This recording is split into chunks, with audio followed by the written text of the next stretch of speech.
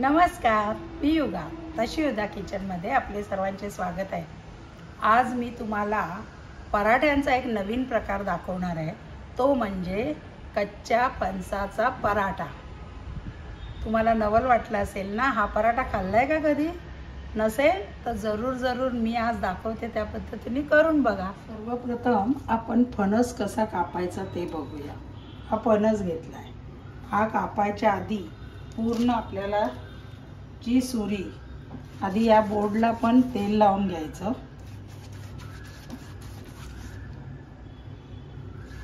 तुम्ही विळीवर कापत असाल तर विळीच्या पातीला तेल लावायचं, कारण त्याचा मधला चीक असतो तो चिकट हाताला चिकटतो। नंतर आपण ज्या सुरीने कापणार त्यालाही तेल लावायचं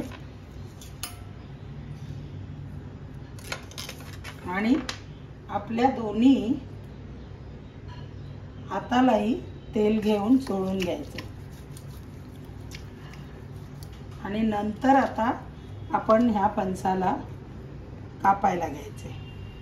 आता काय करायचं, याचा चीक निघणार, हे कापण्याआधी ह्याच्या आधी अर्धा मधोमध कट करायचा।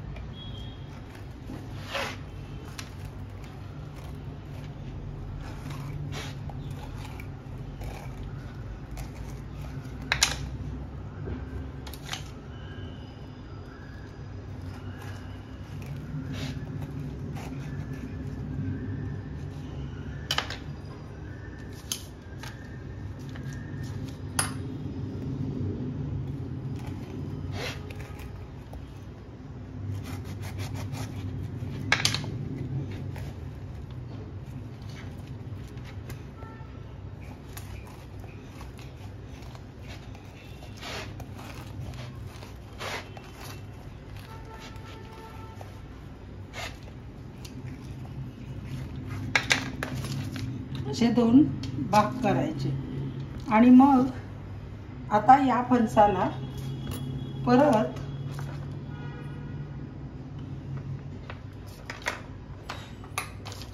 असा त्याचे 4 तुकडे करायचे। तुमच्याकडे मोठी सुरी असेल तर व्यवस्थित कापला जाईल, किंवा कोयतीने पण कापला, गावाकडे कोयती असते।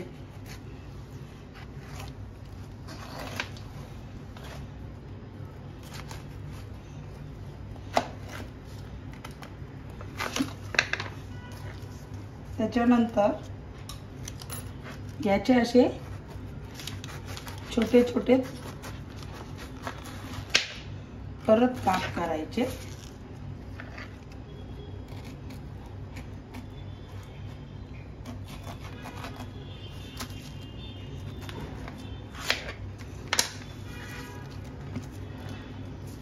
आणि मग इथपर्यंत झाल्यावर हे जे कडक भाग असतात त्याला चारखंड म्हणतात, हे काढून टाकायचं। ते पण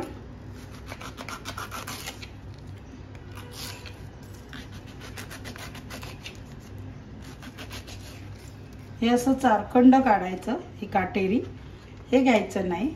आणि हा मधला भाग असतो त्याला पाव म्हणतात, तोही काढून टाकायचा।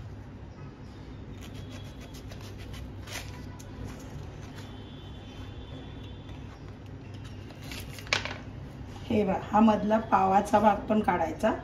आणि मग आता याचे आपण तुकडे करायचे आपल्याला हवे तसे, आणि मग हे तुकडे पाण्यात टाकायचे। एका भांड्यात पाणी घेऊन हे सगळे असे तुकडे आपण त्याच्यात टाकायचे। असे आधी मी चिरून घेते सगळा फणस, आणि मग हा सगळा फणस मी कापला। आता गावाकडे काय करतात, हे चारखंड आहे ना गुरांना घालतात। आता आपल्याकडे काही इथे गुरं नाही, तुमच्याकडे असतील दारात पाळलेलं गुरं, कोणतंही जनावर, गाई म्हैस, तर ते हे चारखंड खातात, नाहीतर हे वापरायचं नाही, कचऱ्यात टाकायचं।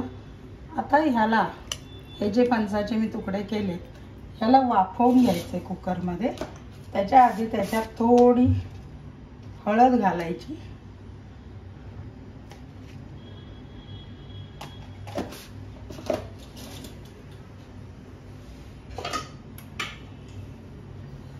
आणि थोडं मीठ टाकायचं.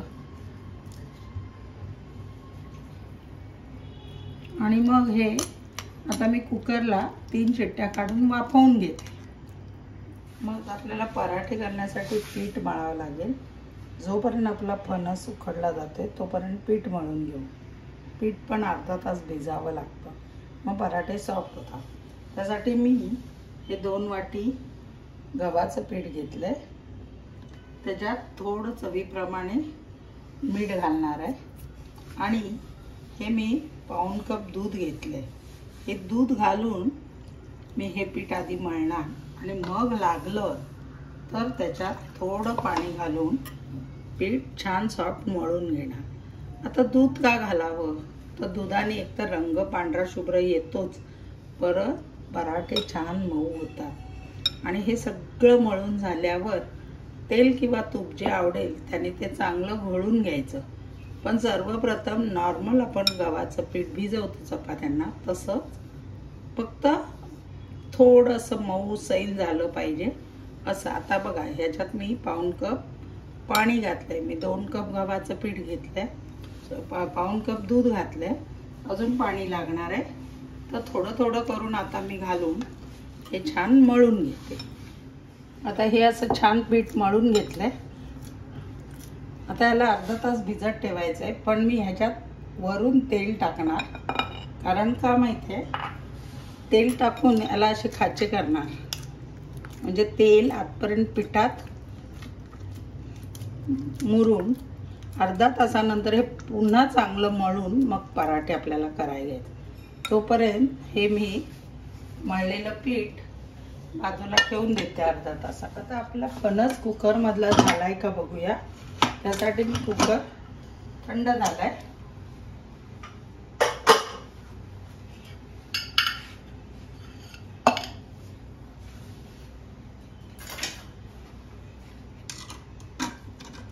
हे फणसाचे गरे उकडवलेले हे काढून घेते. आता बघा, हे बघा छान शिजलाय फणस.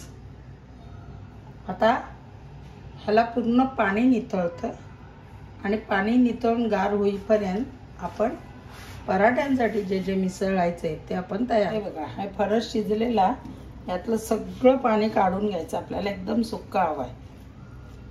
ओलसर असेल तर पराठे वळवता येणार नाही, त्याच्यासाठी हे काढून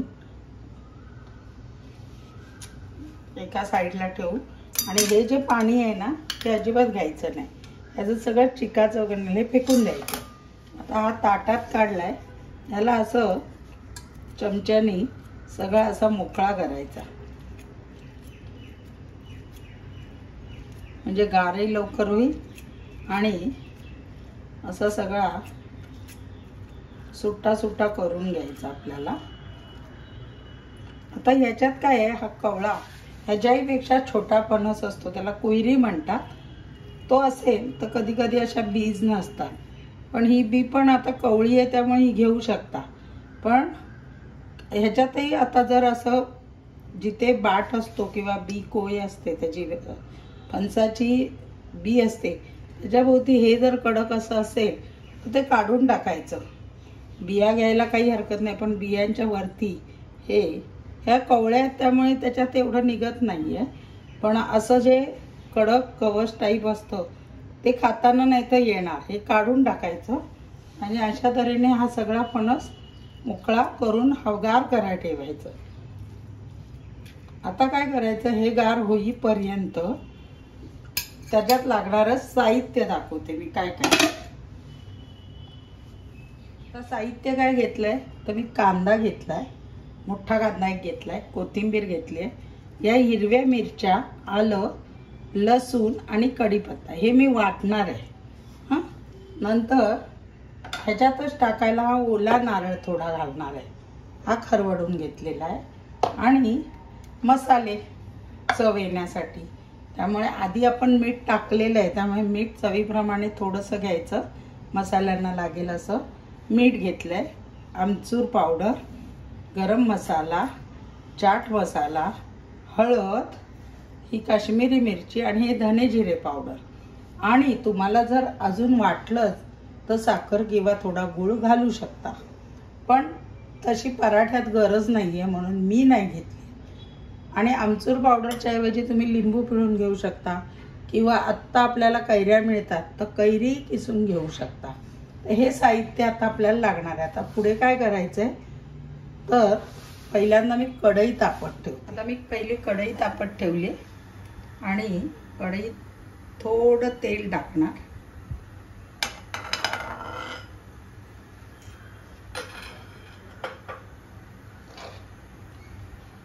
आणि त्यात हिंग टाकणार.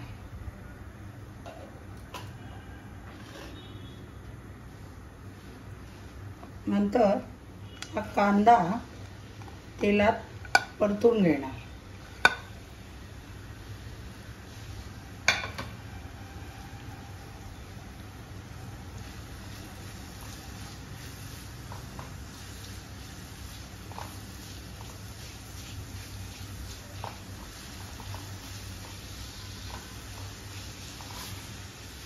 कांदा परतत असतानाच त्याच्यात हळद, मीठ हे टाकणार. आणि मग हा मिरचीचा गोळा, जे मिरची, आलं, लसूण, जिरा आणि कढीपत्ता, आपल्याला जेवढं तिखट हवं तेवढी मिरची घ्यायची. आणि हे सगळं मिरचीचा कच्चा स्वाद जाईपर्यंत परतणार. कांदा छान म्हणजे सगळे मसाले आणि कांदा एकत्र होईपर्यंत परतायचं आहे.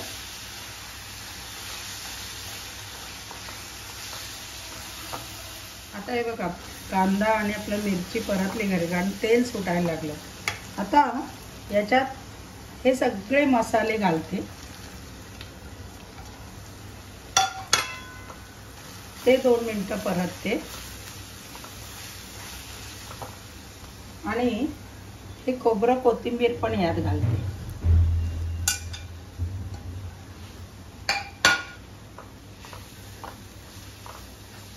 आणि आता गॅस मी बंद करणार आहे, कारण मसाले काय आपले भाजायला नको. कांदा, आलं, लसूण याचा स्वाद कच्चा गेला. आता हे भाजण्यामागे हेतू काय, हे जेव्हा मी त्या फणसाच्यात सगळं आता आपल्याला हे मिक्स करायचं आहे. भाजलेला असलेला कांदा त्यात छान नरम होऊन मिक्स होऊन पराठा छान लागतो. कच्चाही तुम्ही घालू शकता, पण या पद्धतीने मसाला जरा त्यात फ्राय करून टाकलात की हा स्वाद चांगला लागतो. आता हे मी गॅस बंद केला आहे. आता मी काय करणार आहे, हे सगळं साहित्य फणस जो आपण गार करायला ठेवलाय त्याच्यात टाकणार. हे जे फणस आपण ठेवलाय ह्याच्यात हा कढईतला सगळा मसाला टाकायचा आहे.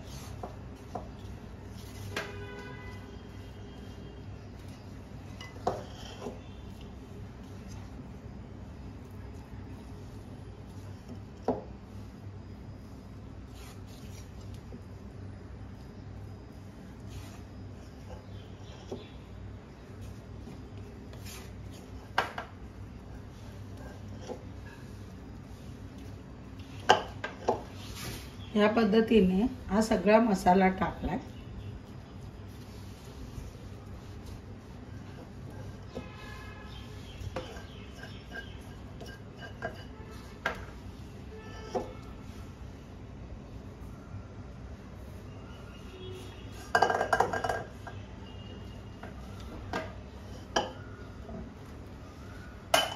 आणि आता हे काय करणार, हे मी सगळं मिश्रण दोन्ही फूड प्रोसेसरला फिरून घेणार.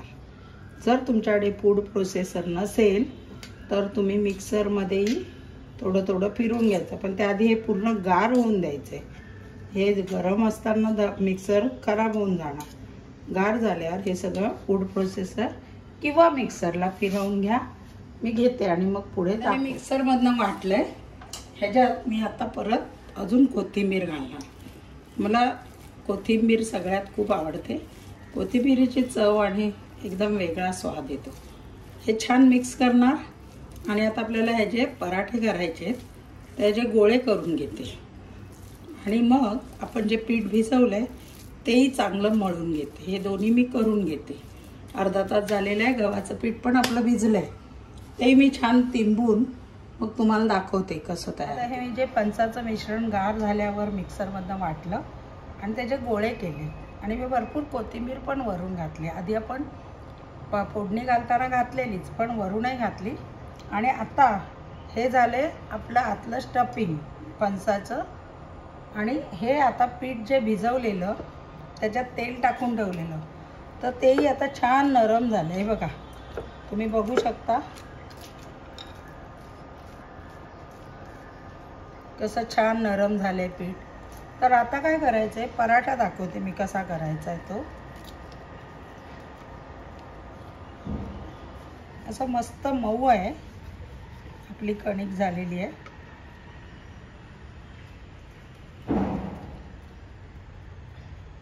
आता या पिठा याची वाटी करून त्यातला एक गोळा टाकायचा.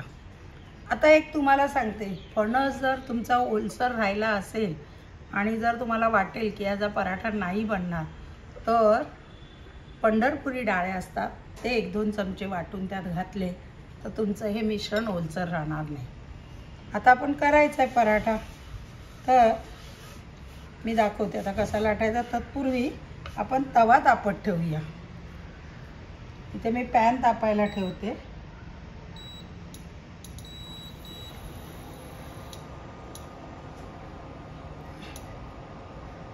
असं अलगद जसं आपण पुरण भरतो ना, तशाप्रमाणे या वाटी हे सगळं असं भरून घट्ट बंद करायचं. आणि मग आता आपण पुरणपोळी तांदळावर लाटतो, पण पराठ्याचे तांदळाचं पीठ घ्यायचं तर घेऊ शकता, पण गव्हाच्या ह्याच्यावर पण तुम्ही असा थापत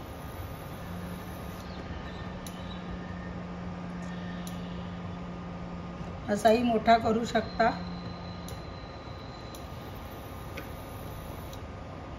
नाही तर आता जेवढा मोठा होईल तेवढा करून घ्यायचा आणि मग अलगद ह्यानी, कारण हे फार नाजूक काम आहे हा पराठा करताना, कारण तो मऊ असतो ना, सॉफ्ट.